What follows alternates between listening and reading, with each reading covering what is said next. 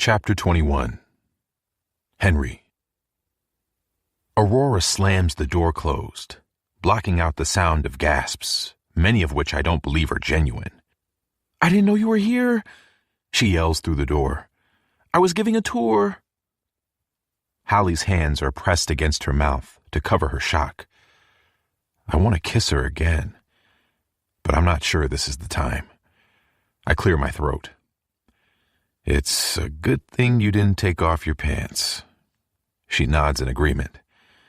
"I think you might be right. This is so embarrassing."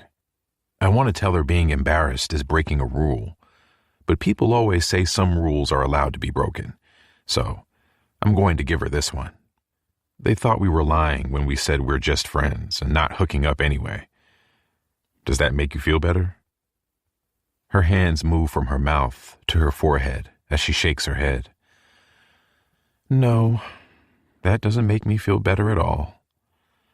"Is it because you're worrying about what people think of you?" She nods, dropping her hands to my hips and placing her head on my chest. "Okay, well, don't do that." Telling me not to worry about something doesn't make me not worry. I silently stroke her hair to comfort her, because I'm out of advice. Eventually, she lifts her head to look at me. "I'm being dramatic. It'll be fine. We can just laugh it off, right?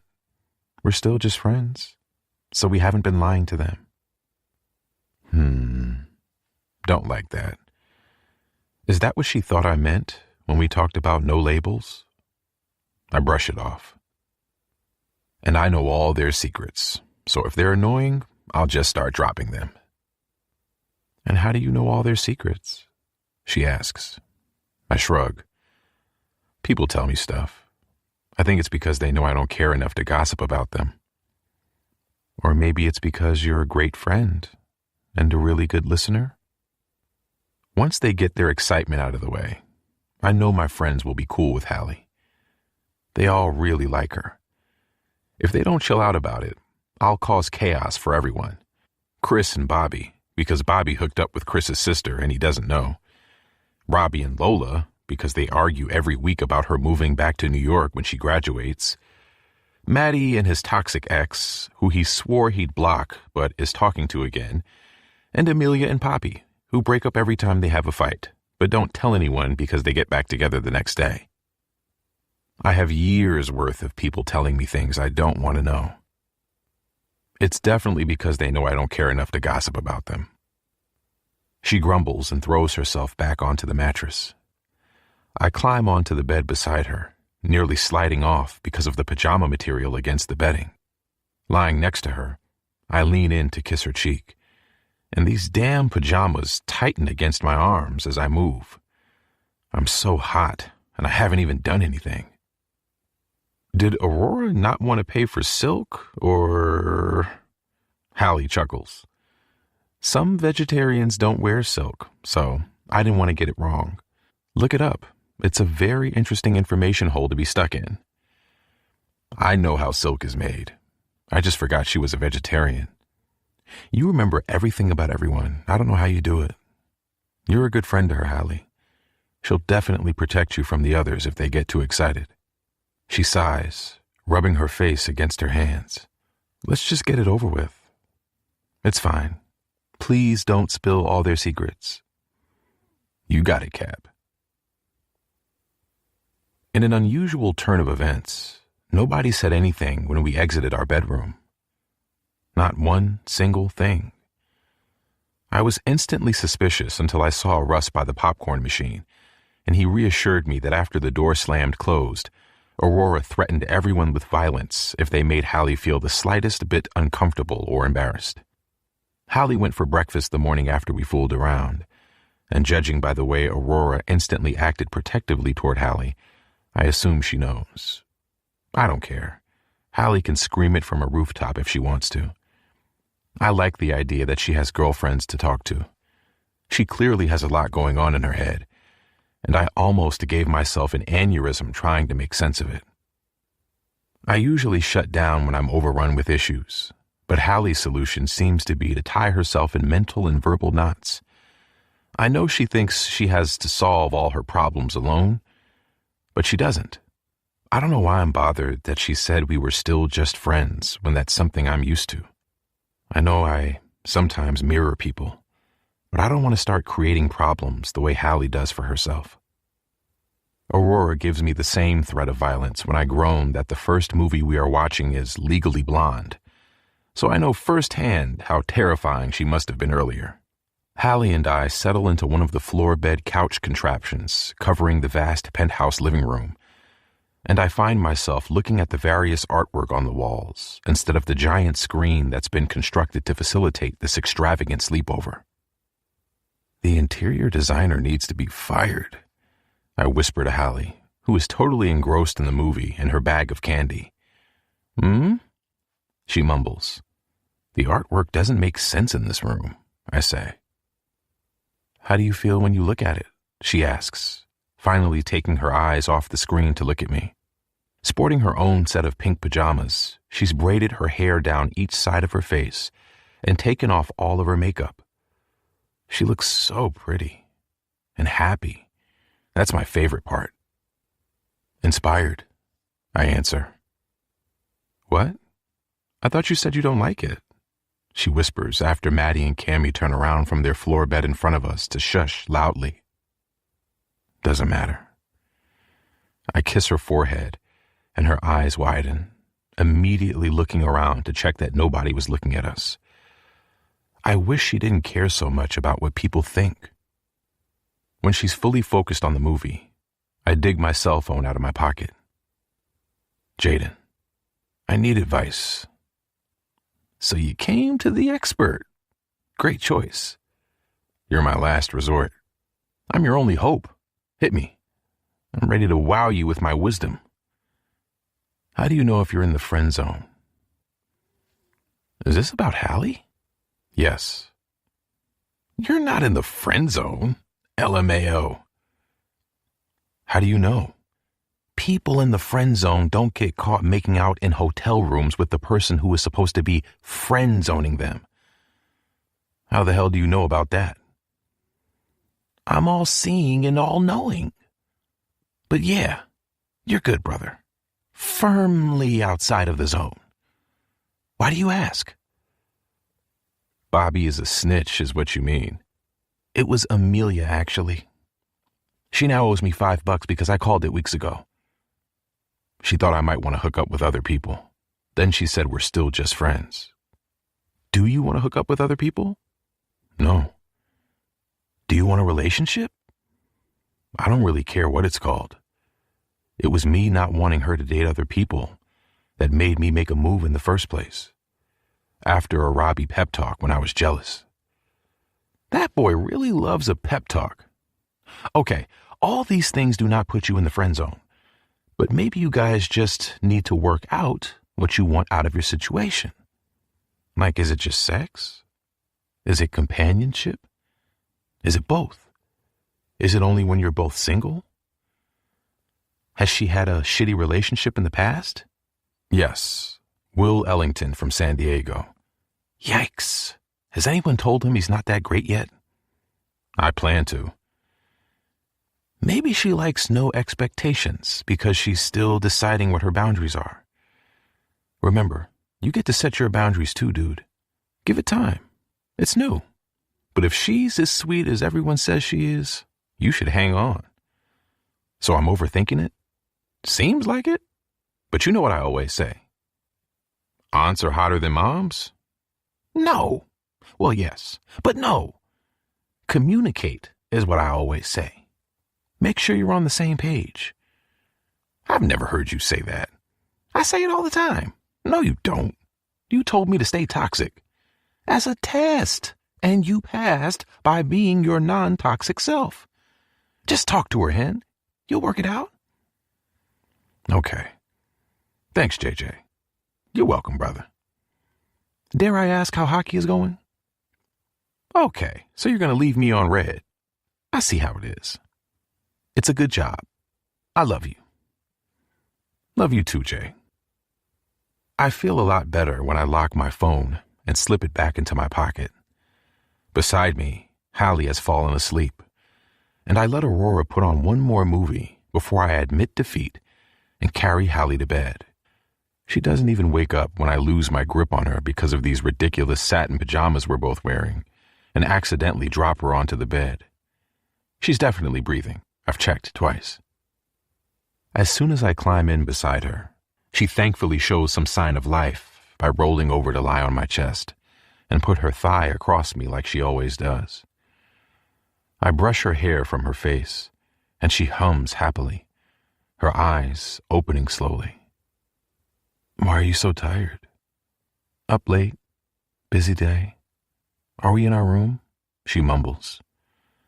No, you're trying to straddle me in the lounge in front of everyone. It's like I've doused her in cold water. Her eyes snap open, and she pushes herself up with her elbow to look around the room. You're an asshole, she says, sinking back down to lie on my chest. That's one way to wake me up. Do you want to go back out there? You slept through the end of Legally Blonde and Cruel Intentions, but I think they're about to put Just Like Heaven on. Aurora really likes old Reese Witherspoon movies. Hallie yawns and shakes her head. I'm happy here with you. On our own. In this huge bed. Are you trying to seduce me? She's staring up at me with anticipation. I drag my thumb across her bottom lip and watch her breathing slow. I lean in, and she lifts her head to kiss me gently. I wouldn't know how to seduce you, she says. I think about what she said earlier about inexperience. When our friends aren't on the other side of the door, I'll let you practice as much as you like. My hero. She looks up, grinning, but I can tell how tired she is when she immediately lies back down. Do you think Aurora is enjoying her birthday sleepover? She said it's the best sleepover she's ever been to. What about you? Where does it rank? Hallie cuddles into me more, moving her head onto my bicep so she can look at me while we talk. I've never been to a sleepover. I am so good at giving you new experiences. I tuck one of my hands behind my head to give her a better place to put her head and let my free hand rest on her thigh. I wasn't allowed to go to them either. I didn't care, though. I didn't want to sleep in someone else's house. I think you'll find I planned this, so I gave myself the experience. And it wasn't that I wasn't allowed. I just didn't have any friends growing up other than Will. Grayson went to sleepovers all the time. Gigi does, too. But now that I'm saying it out loud, I'm questioning whether she's going where she says she's going after her recent performance. Your family makes me happy I'm an only child, I say. I don't have it in me to look after so many people. Surely being the captain of a sports team is like having tons of brothers. And they're not bad. I just only ever complain about them. I should talk about when they're nice to me more. It's more like having a farm next to a highway and all the animals keep escaping. I love the feeling of her body on mine when she laughs at something I've said. Even in the dimly lit room, I can tell she's looking at me like I'm the funniest person she's ever met. Tell me something nice your family has done for you recently. She thinks for longer than I think she'd be able to justify if I challenged her. I don't challenge her because I don't want her to shut down. I love hearing her talk about anything, and she's one of the only people I can say that about. Grayson called me this morning to pre-warn me about my mom being pissed off I'm not going home for Thanksgiving. I don't think that meets the criteria of something nice. Why aren't you home for Thanksgiving? When Will and I broke up, we knew our parents would interfere because they're like that. We agreed if I didn't go home for the holidays, by the time we're next together, they'll be over it. I just didn't get around to telling my mom we broke up until today. Everything she says generates more questions. Why are you not going home for Thanksgiving? Why not him? I have other options, I guess. I have my dad and stepmom in New York. He doesn't have anywhere else he could go. It was just easier for me to be the one not to go home. Easier for him. When I saw him, he said we should both go home. But I've already agreed to work.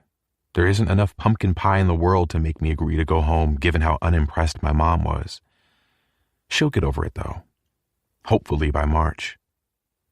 I'm always appreciative of my moms, but I'm extra appreciative when I talk to my friends about their own parents. My moms have never made me feel not good enough. Never made me think I wasn't capable of making my own choices. Never discouraged me or asked too much of me. It wasn't until I started college and widened my circle that I realized a lot of people aren't as lucky as I am. Sure, they were busy at work, but they always found as much time for me as I needed, as well as giving me the best of everything. What's happening in March? She turns away from me to yawn, and I remember that she's supposed to be sleeping right now.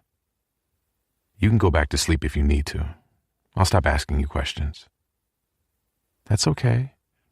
I like talking to you, and I feel like I should enjoy this bed as much as I can, given I'll never be in this penthouse again. What's happening in March? She says, repeating my question. My annual headache. My family and Will's family go on vacation together over spring break. I'm tasked with organizing it every year, and it takes 30 gazillion hours of research and debates. And then when we finally get there, they all ignore my plan and complain the whole time. It's delightful. Once again, immensely grateful for my family. It sounds the opposite of delightful. It is. Every year I debate planning their trip and booking myself to go somewhere else alone. Sadly, I'm pretty sure they wouldn't be able to function without me, and they'd end up missing, fighting, or stranded. I mean, they fight when I'm there too, but at least I know where they all are. My parents just use travel agents to book our trips. Have your parents not heard of them? She laughs again and rolls off me onto her back. I follow her, rolling onto my side and resting my head against my arm. I pull her closer. You shouldn't go if you don't want to. Aurora invited me on a girls' trip during spring break.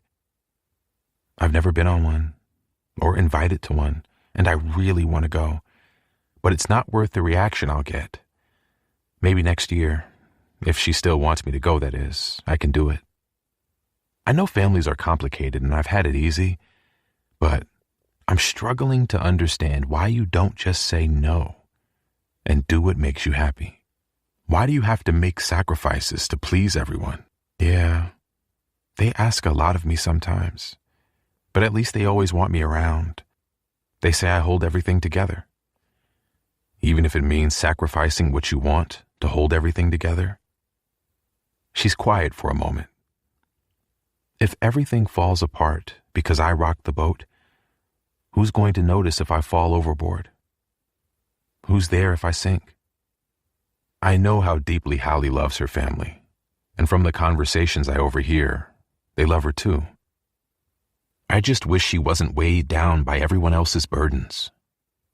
Conversations like this allow me to learn more about her, which I desperately want, but I can't help but feel unqualified to hand out advice.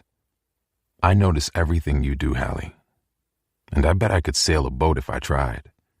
She rolls to face me, our stomachs touching. We're that close in this gigantic bed. You do say you're good at everything. And Russ is too responsible to let anyone not wear a life jacket. Aurora probably has enough money to buy the Coast Guard, I say. The guys trained to be lifeguards in high school to meet girls. Robbie would love bossing people around. You're not sinking, Cap. I'm not letting you. Despite what you think, you do always say the right thing, Henry. Go to sleep. We can talk more about how great I am when you wake up. Hallie leans forward and kisses me slowly. It's soft and sweet, just like her. She rolls over and slides backward until her back is flat to my chest. And that's when we learn there's no hiding an erection in satin pajamas.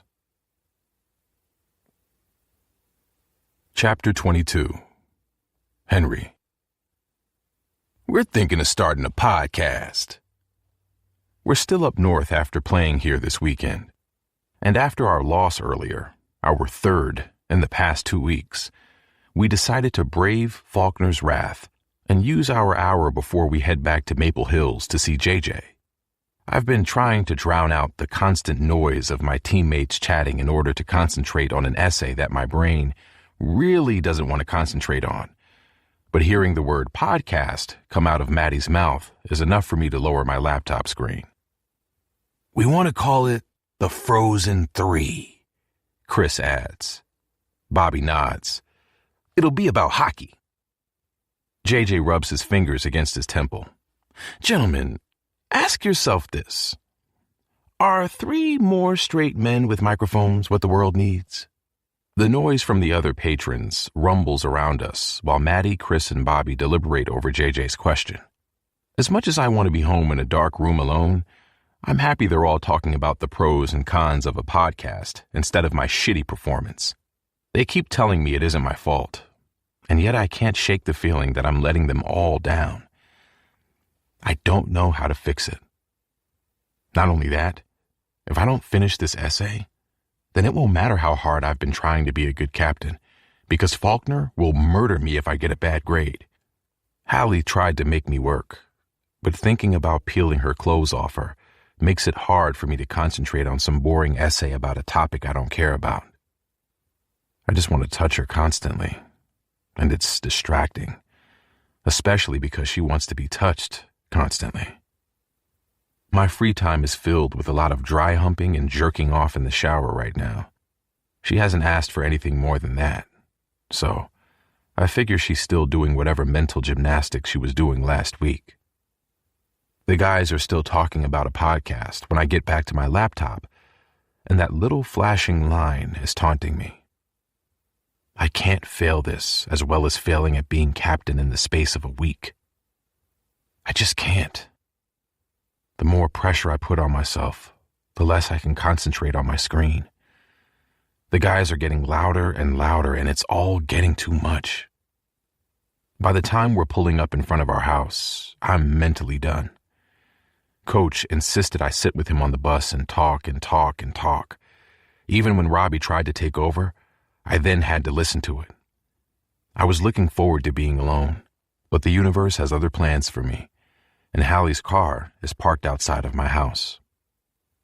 Companionship is a difficult thing to navigate when I feel overwhelmed. When I know that in all likelihood this person I care about and who cares about me is going to work hard to make me feel better, and with her patience and affection she might help.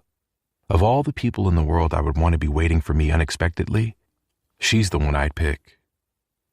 But in the same reality, the idea of anyone being near me, existing in my space, and wanting basic human interaction from me feels like the heaviest weight I can't survive. Hallie approaches me as I climb out of Russ's truck, a glass container clutched tightly in her hands.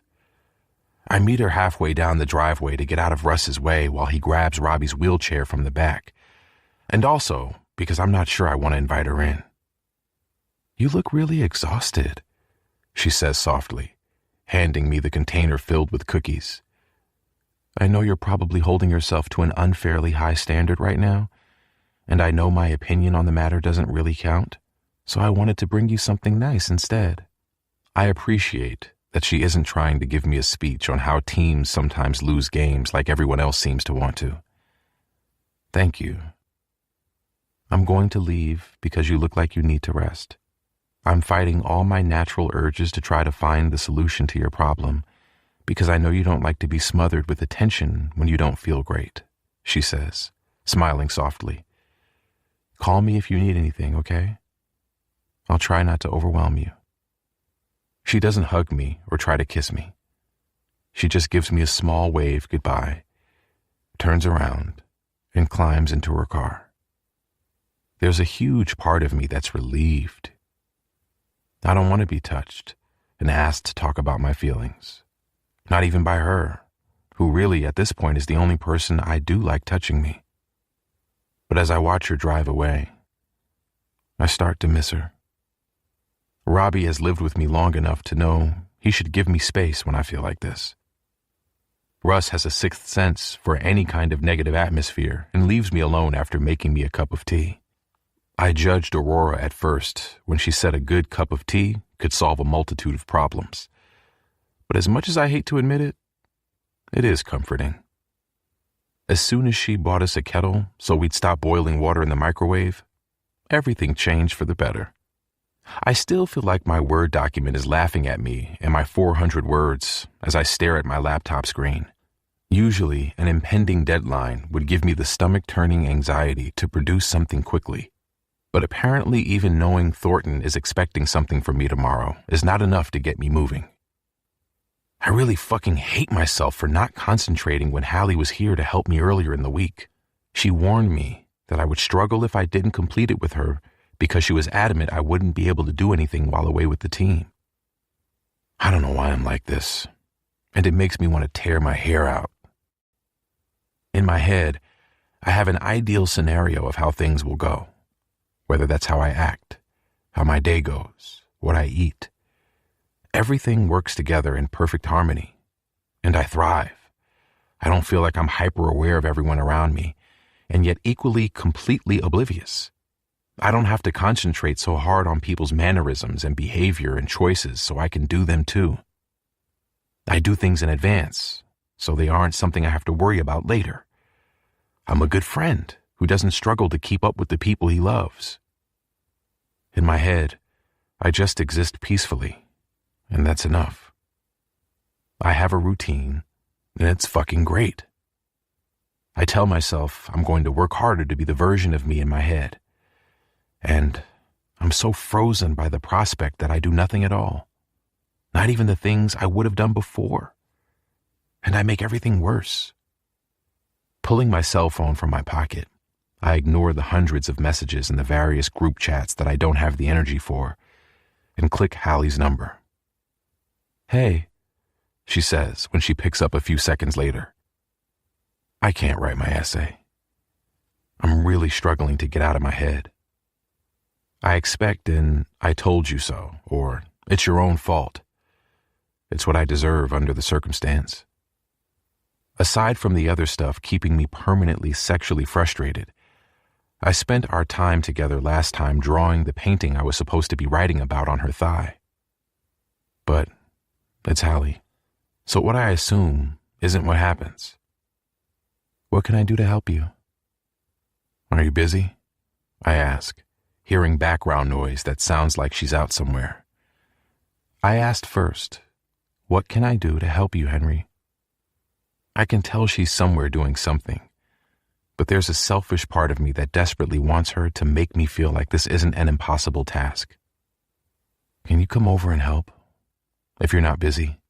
"I'll be 20 minutes, she says. "Have you eaten?"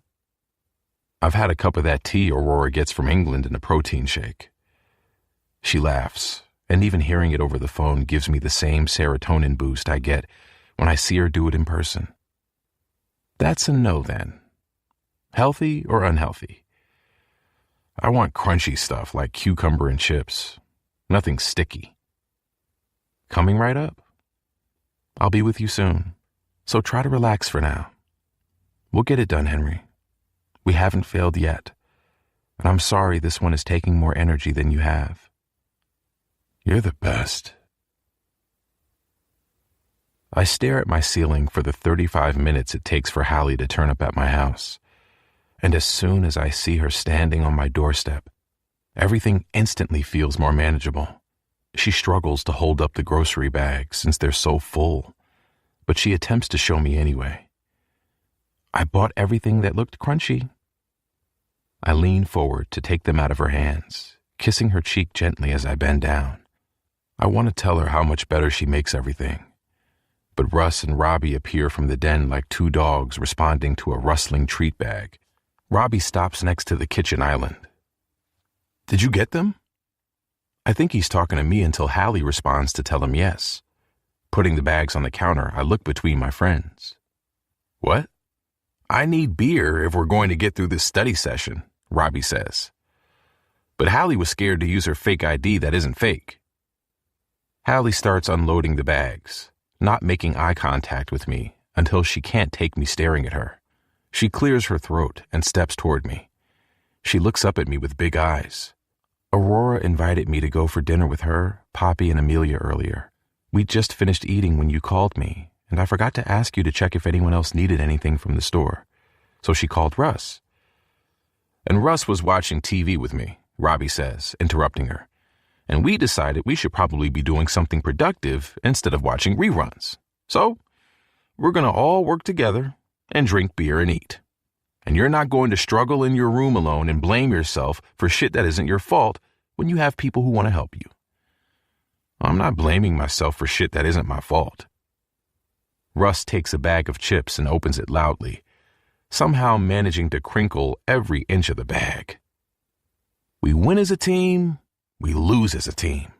No one person is responsible for how we play. It's quite literally a group effort. Faulkner wants me to go to his office on Monday. He's not pretending this isn't my fault. He wants to check that you're okay, Hen, Robbie says, cracking open a beer and handing it to me. He might pretend he doesn't give a shit, but he does. He notices the way you retreat into yourself after every loss, and he's worried.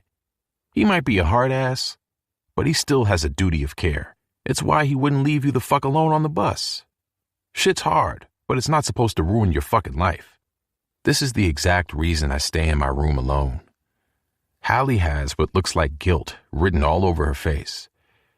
Maybe she didn't know this would be the outcome when I asked her to help me, and she involved other people. People who want answers and want to help and want me to act in a certain way. I want to walk away and lock my bedroom door. That's what my body is telling me to do. Fight or flight, and it's immediately picked flight.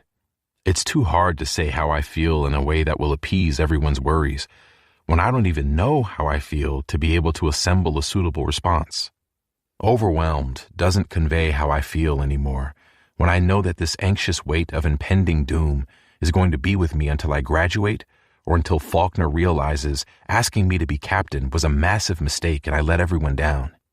Russ is rustling the chip bag again, and the TV is playing, and Robbie is tapping his fingers against the side of his beer bottle, and Hallie's finger lightly brushes my knuckles by accident, and it's like tiny bugs crawling across my hand, and I can't think.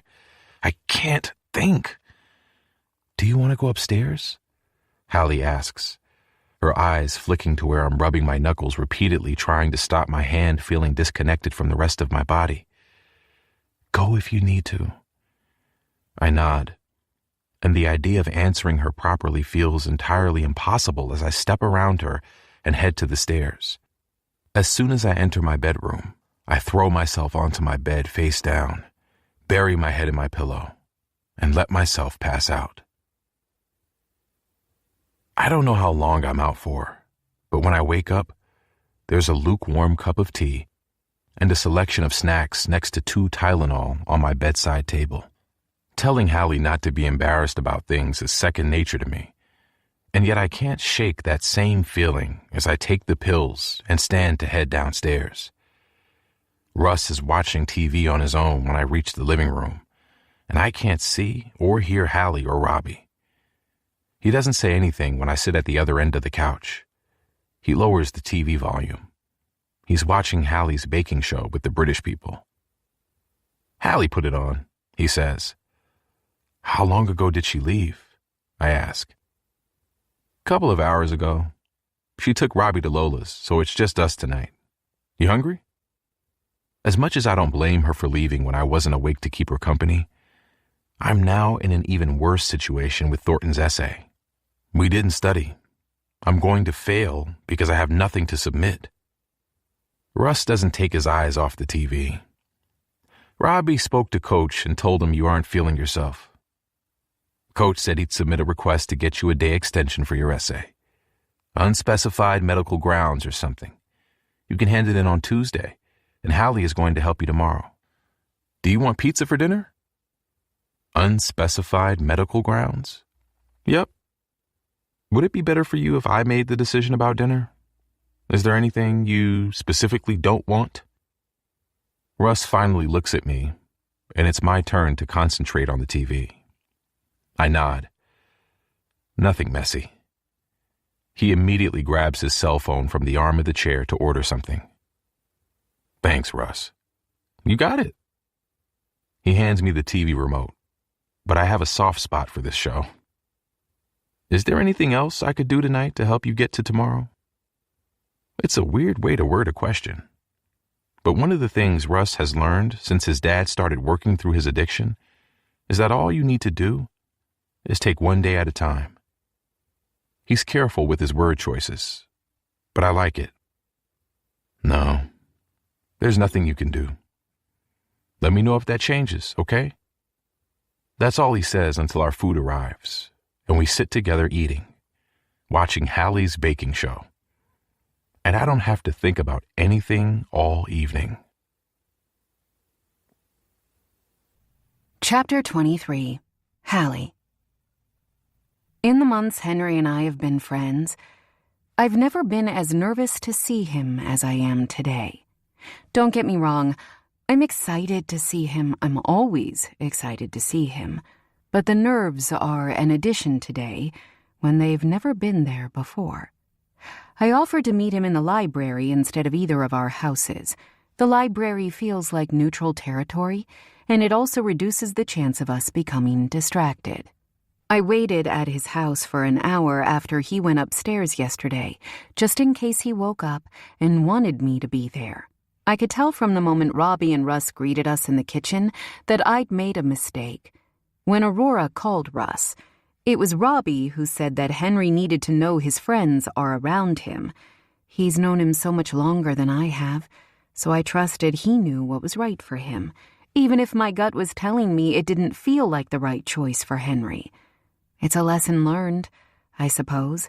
I was so worried about telling Robbie he was wrong, potentially having him see me as an interference, that I didn't prevent Henry from becoming upset. Even if there weren't tears or shouting, I could tell that things weren't right immediately. I was fidgeting on the spot, nervous, not knowing how to interject with a more suitable plan, and I brushed his hand by accident. And I've never been madder at myself. That was his tipping point, I think. The step too far for someone exhausted and overstimulated. I knew it was unlikely we'd get anything done, and that's why I suggested Robbie see if any exceptions could be made. Thornton gave me an extension last year when I was unwell, so there's no reason Henry couldn't get one too, under the circumstances. I'm thankful we have today to have a do-over. Henry has done so well this semester, and our system works. We just need to make sure after I do my bit, he does his bit. My nerves caused me to leave the house early, and I've been sitting at this table at the far end of the library with 2 hot chocolates from the cafe for 20 minutes. Even with 20 minutes of waiting, I still don't know how to greet him when he gets here, or if I should bring up last night. My gut is telling me to let him lead the conversation. That way I'm not going to accidentally cross a line. Another 10 minutes have passed before I see auburn curls poking out of the rim of a Titan's beanie. "Sorry I'm late. Didn't want to come," he says, placing his bag on the table and getting out his laptop. He pulls out the chair beside me and kisses the top of my head before taking the seat. Ouch. "I'm sorry you had to in that case," I say as carefully as I can, trying not to let that sliver of hurt show in my voice. He pinches the bridge of his nose between his fingers and sighs. "I didn't mean that." Thankfully, in my 30 minutes of obsessing over how to act and waiting, I reread the material we're working with today to jog my memory, so maybe we can get this done quickly. You did, and that's okay if it's how you feel. You don't have to filter yourself for me. Should we get this over with then? "Hallie," he says softly, and the tenderness in his voice makes me dissolve into nothing. I feel how drained he is simply from how my name tumbles out of his mouth. He pulls my seat closer to him and rests his chin on my shoulder. "I said it wrong. I didn't want to have to face you after yesterday. I feel embarrassed about inviting you over, then disappearing without saying anything. I've been in the studio and I just procrastinated leaving. I'm sorry I'm late. Being embarrassed is breaking a rule, Henry. You're allowed to do what your body tells you to do. Instincts are instincts for a reason. You needed alone time. That's it. No big deal. He sits back in his seat, and my body craves his touch again. It feels like my brain doesn't work the way it's supposed to sometimes. I try my best to work against it, but sometimes it wins. Your brain creates the most beautiful artwork and says things to me that make me feel so safe and so cared for. Your brain makes you a friend people like Russ can rely on.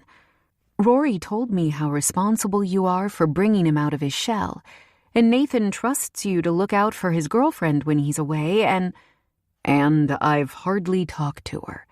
What kind of friend does that make me? The phone works both ways, Henry, I say, internally gagging when I realize how much I sound like my mom right now. You're going through a stressful time and she can check in with you too. You're both equally responsible. But my point is, you and your brain that you say you're fighting are so special. You say it doesn't work properly, and I don't know anything about that, but I know that the things you see as differences to everyone else make you who we all care so much about. Have you been practicing that speech while you've been waiting for me? I smile because there's nothing else I can do, and I just carefully navigated, trying to tell him how great he is without being too horrendously cringe, and that was his response. I made it up on the fly. Are you impressed? It's not the best speech I've heard, but I acknowledge your efforts. I want to kiss him, but I'm kind of scared to touch him, so I lean in on the assumption he'll do the rest if he wants to. I'm sorry I didn't know how to make you feel better yesterday. I'm sorry you're here when you don't want to be. He leans in too, his face so close to mine I can smell his cologne. You're apologizing again, and I'm not going to stop until this work is done. My body feels really oversensitive today, so I'm not going to kiss you even though I really like it when I do. I also don't want to get kicked out for heavy petting in the library. I'm about to tell him that nobody says heavy petting anymore until he turns and points to a sign on the wall that literally says it. If we get this finished in the next 2 hours, I can come to your coach's office with you. I only have class this afternoon. I fear I might have gone too far, but he smiles and nods. That'd be nice. It's not until we're on our way that I realize I'm so unathletic that I don't even know where the sports building is. Henry explained it's a little like an evil lair occupied by multiple supervillains, and he normally avoids it at all costs. He apparently got locked in there for 2 hours with his coach after the door jammed when he was a freshman, and he's never recovered. Campus is fairly quiet as we stroll across it toward Henry's meeting, but the calm doesn't stop me from worrying that he's worrying about his meeting. I decided that distraction might be my best method. How did you end up being a hockey player? Why not football or baseball or, I don't know, chess? My Uncle Miles played hockey until he went to med school. He's technically my biological dad, so I guess I inherited his talent. He's been my mama's best friend since high school. Then they all went to the same colleges, so they're all close. My mama grew up playing different sports, so she wanted me to find something I liked as well. Did he teach you to play? I ask. Yeah. He's the person who taught me repeatedly that I can be better than anyone in the room if I want to be. He got me my first skates, took me to my first game, signed me up for youth league. I became a bit obsessed the way I do with things I like. My mom was happy that I was working in a team, since I also liked creative things, but would only do them alone. A mental image of little Henry playing kids hockey flashes through my mind. Does Miles live in Maple Hills? Does he have any kids of his own now? Henry takes my hand and pulls me gently to move me out of the way of someone texting and walking. His fingers thread through mine and he doesn't let go. He lived here when I was younger, but he went back to Texas. His mom got sick, so now he teaches at a college there. I usually see him a few times a year. I've never known him to even date anyone, so he doesn't have any kids. He's a good guy. I think you'd like him. He reads a lot of books. Reading books is definitely the best hobby a person can have. Henry nudges me with his shoulder and rolls his eyes. I bet he's proud you're where you are now. Walking across campus holding hands with a hot girl? Probably. Now it's my turn to roll my eyes. Oh, you've got jokes now, huh? I wasn't joking. I meant the fact you're the captain of your team. For now. Henry, Hallie, he says, mimicking me. I know you'll be with your parents this week for Thanksgiving and I'll be working, but I'm going to come to your game on the weekend. I'll find a way to move my shift around or leave early or something. I want to be there when you get off the ice, I say. I'm going to wear your jersey and scream your name. Can you not make me hard before I go into this meeting, please? I choke slightly. Maybe wait to see if Faulkner kicks me off the team before you start moving things around. You know that isn't going to happen. He looks across to me as we stop in front of a building I've never seen before. Do I? Henry holds the door open for me and ushers me to a bench inside the lobby. Be honest with him, please. Whatever he wants to talk to you about, tell him you're being too hard on yourself. I'll be as quick as I can. My e-reader has hardly even warmed up by the time Henry reappears. I look at my phone, and he's only been gone 10 minutes. All good? I ask cautiously. Yes. You can inconvenience your colleagues, he says, like I'm not desperately waiting to find out what this whole thing has been about. What did he say? You were really fast. He said, "Are you okay?" And I said, "Yeah." So he said, "You don't seem okay." And I said, "I don't like when we lose." And he said, "Neither do I, so what are we going to do about it?" Right. And I said, "Win." Really enthusiastically because he likes enthusiasm. And he said, "Good. Was yesterday a one-time blip?" And I said, "Yes." And then he said, "You're allowed to have an off day. You're a human, not a robot." And I said, "Good to know." Then he asked me if I've registered for spring classes yet. And I said, "No." So he said, "Go and do it." So I said, "Okay." Henry pushes his hands into his pockets and avoids eye contact with me. So you didn't tell him you're scared to let your friends down and you're struggling to process the tie between the team's losses and your role as captain, and it's making you seriously unhappy? No, it didn't come up, he says casually. Henry, for the love of God, please go back upstairs and tell him how you really feel. We need to leave or you'll be late for class. Henry, I borderline plead. Please tell him you need more support. What if you lose again this weekend? I despise seeing you be so hard on yourself. We won't lose. You'll be there and you're my lucky charm. It's a scientific fact. Henry, that isn't how science works.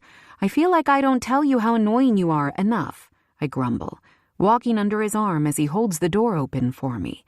We're leaving the sports building, but it's reluctantly on my part, even if it's not on his. Me being at your games is not a great strategy for success. You're the only person who finds me annoying. Everyone else finds me adorable.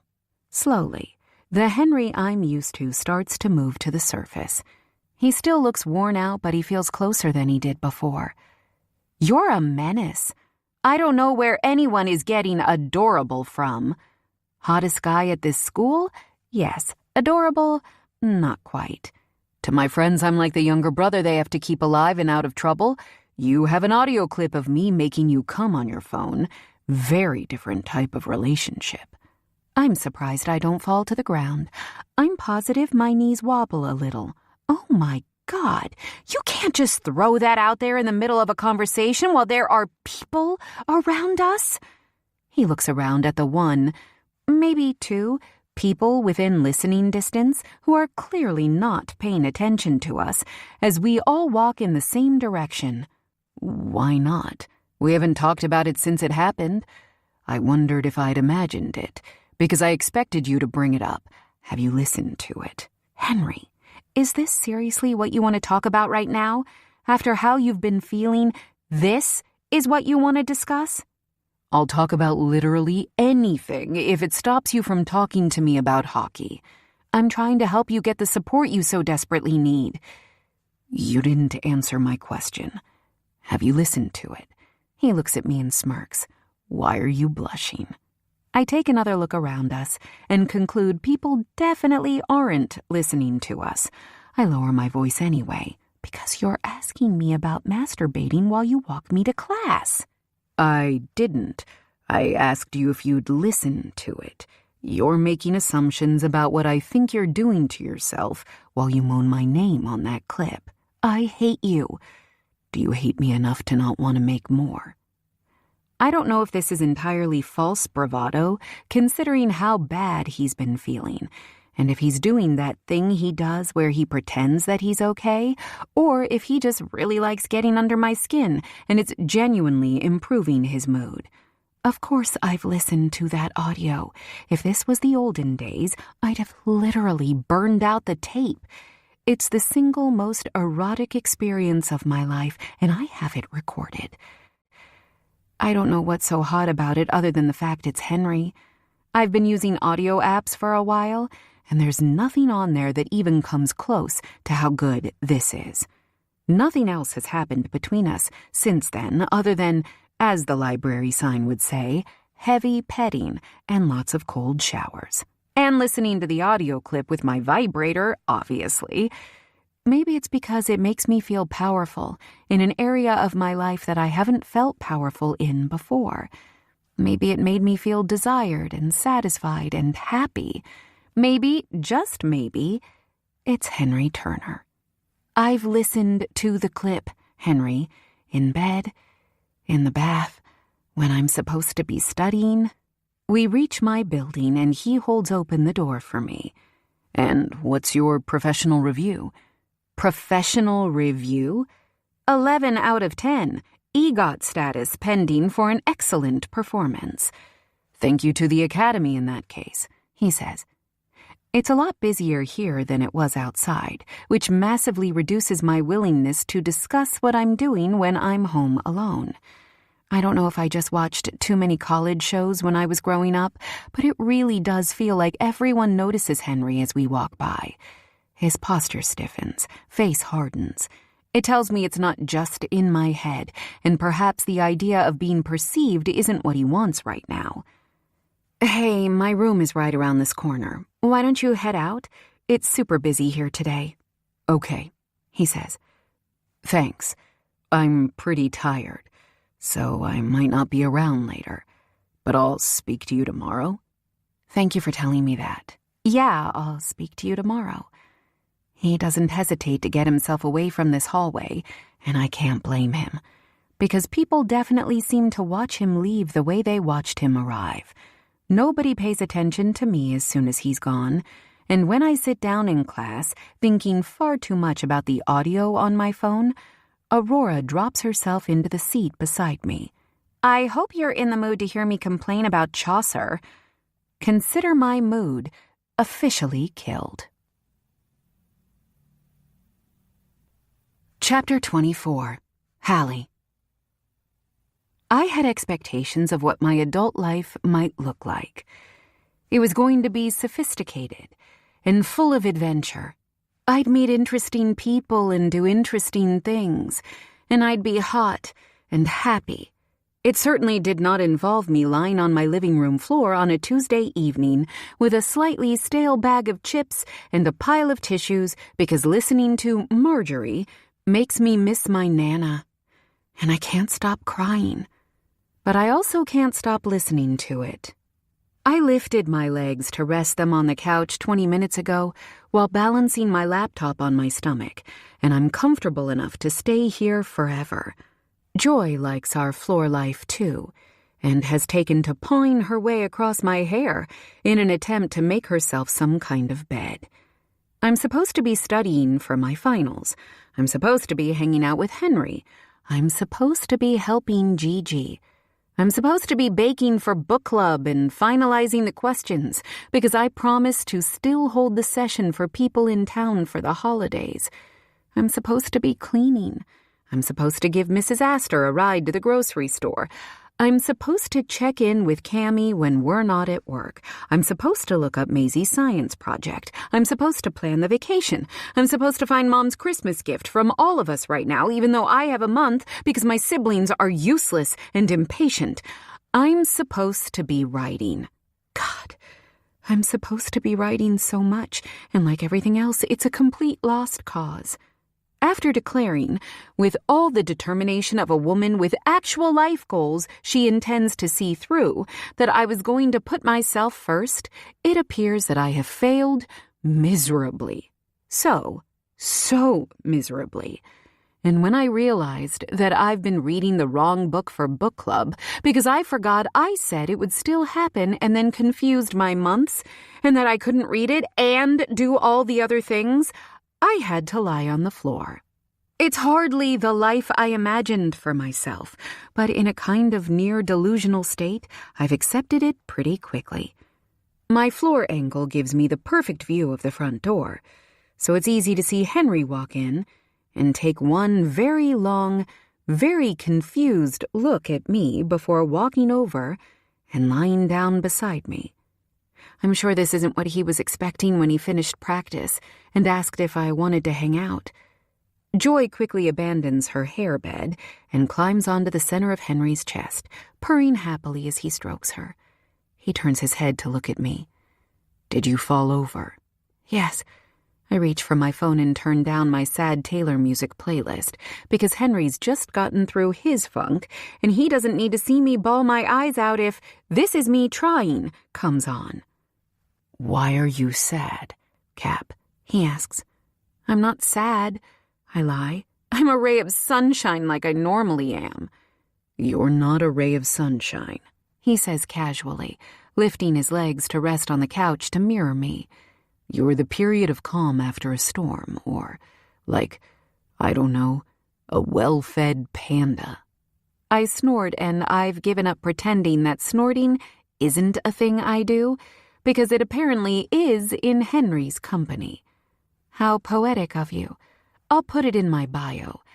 Hallie Jacobs, aspiring author, professional people-pleaser, calm like a well-fed panda. Hallie Jacobs, actual author, excellent baker, calm like a well-fed panda, best ass in L.A. I hate that he's making me laugh when I really, really just want to have a totally overdramatic and chaotic meltdown. Okay, now I know you're making fun of me. I've seen a lot of asses. I can confirm. Yours is my favorite. I scowl at him while he lifts himself to stand.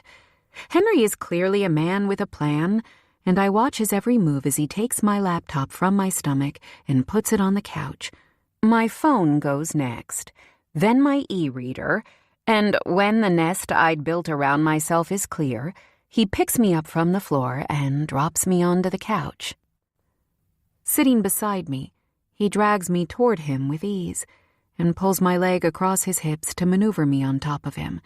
It takes a little effort since I'm being uncooperative, but he manages it, and I have no choice but to rest my chin against his chest as I straddle his lap.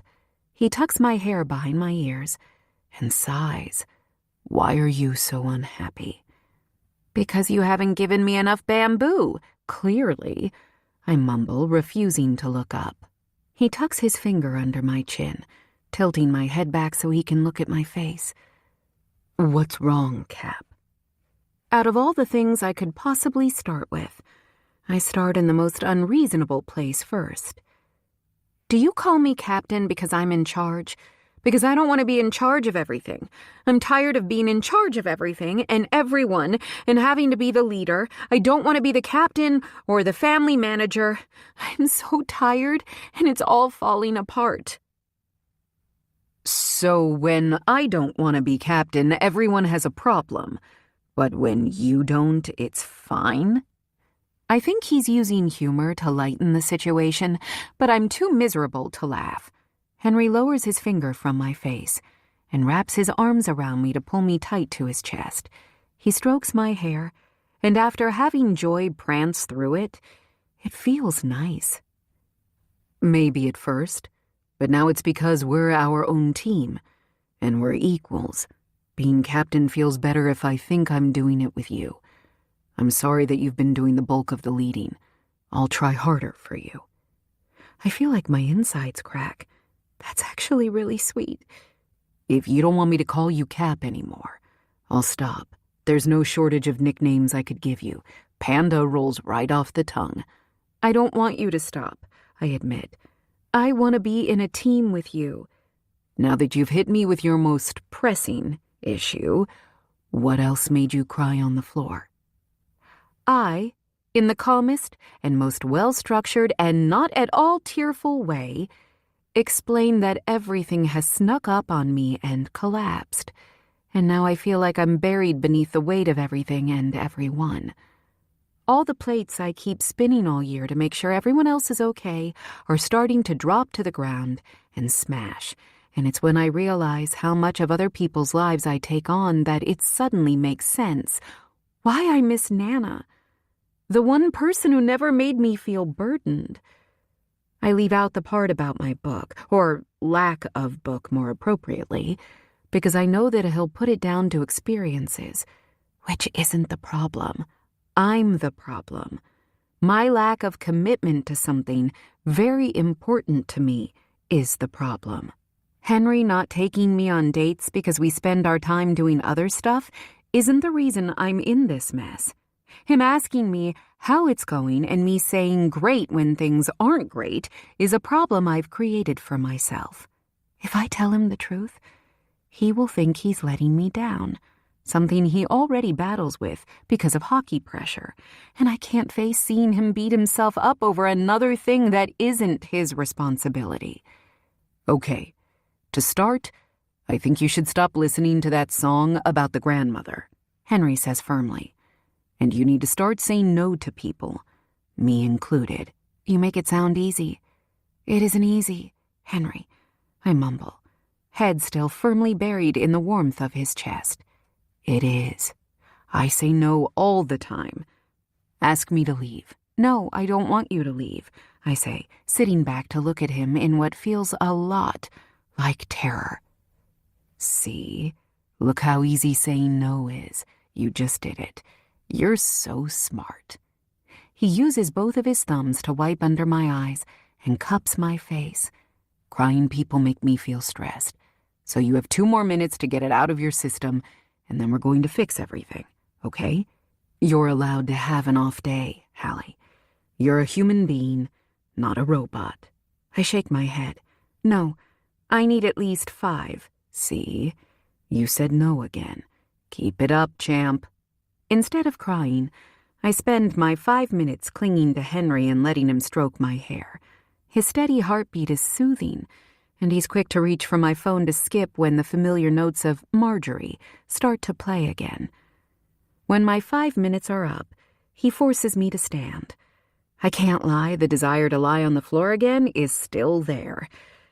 Henry stands too, positioning himself in front of me in a way that would realistically stop me from dropping to the floor. Get changed into something comfortable. Wait, shower first, and wash your face, because you have black eyes from your makeup. Then come back down. I head toward the hallway to immediately do as I'm told, and jump when he slaps my ass. When I look back at him over my shoulder, he's smiling. I told you, best ass in L.A. I turn to head toward him, and his hands scoop under the backs of my thighs to lift me as I wrap my arms around his neck and my legs around his hips. I like you. He kisses me gently. I like you too. I unwrap myself and head upstairs, and when I finally come back down looking and feeling significantly better, Henry is on the phone with someone in the kitchen. Can you do it or not? Yes, I understand. No, I don't care. Yes, I'm sure she thinks it's sexy. Yes, I'm contributing. Just email it to her when you're done. Do you have a number for the voice note? No, she doesn't want pictures of you reading it.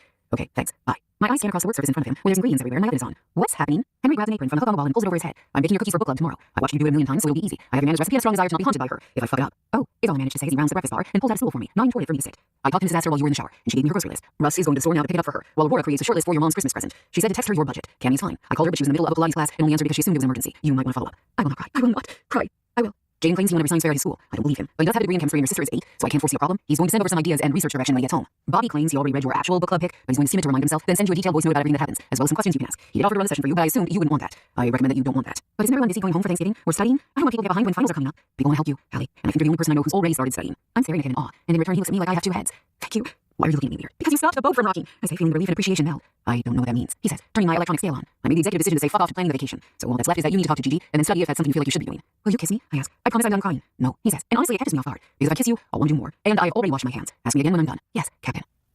Gigi sends our entire video call, asking me repeatedly who she can hear in my kitchen. I'm thankful that Henry told me to put my headphones on, saying if he wanted to listen to children complain about homework, he'd spend time with his teammates. I pointed out he's complained for the past 3 months, and he told me it didn't count because I think he's hot. I'm still not sure how the two things are linked, but I do think he's hot. After watching him concentrate on the recipe book over the top of my laptop, I'm inclined to agree with him that he's good at everything. It takes longer than normal to get Gigi off the call, not because she suddenly developed an interest in me, but because she's nosy. Shutting my laptop, I watch Henry washing the cookies through the oven door as I stand and stretch. He assembled the ingredients more slowly than I do because he's so determined to get them right the first time. They bake slower if you watch them. He turns his head to look at me, eyebrows pinched enough for a tiny line to appear between them. That sounds like a lie. It's true. I say as confidently as I can without laughing. He stands straight and walks around the counter to my side, leaning in to kiss my temple. Every baker knows.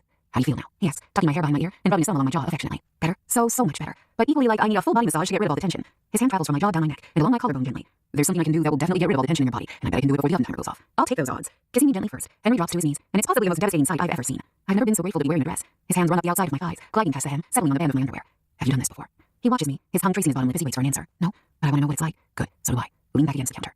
He pulls my underwear down my legs, lifting each foot by the ankle so I can step out. Kissing up the inside of my thigh, he hooks one of my legs over his shoulder, and his head disappears beneath the skirt. It's hard not to wonder at what point my legs will just give out, or my heart, not sure which one will go first. He spends time kissing and touching my inner thighs and ass, keeping me in place, while I try not to wiggle away from him as the sensation of his evening stubble against sensitive skin makes me squirm. His tongue parts me, and my breath hitches, my head falling back as he licks and sucks. My skin feels like it's fizzling, and my hands grip the countertop behind me to keep me upright. Whimpering his name earns me a slap to my ass, and when I moan again, he slowly slips a finger inside, working me until he can add another. Everything that follows seems to happen in a blink. Pleasure rolls through every bit of me, building and building, while I get used to feeling so full. He moans as I squeeze around him, flicking his tongue against me at the perfect speed and pressure. "Henry," I moan. His free hand leaves its hold on my thigh, finding mine, and letting me cling to him tightly. My legs almost buckle as stars shoot behind my eyes. He's careful as he lets me go, sensitive and swollen, pulling up my panties and standing up to face me. I should say something. Anything. Maybe write him a thank you letter or erect a monument in his honor. But I don't need to, because the oven timer goes off, and the smug look on his face is all the appreciation he seems to need.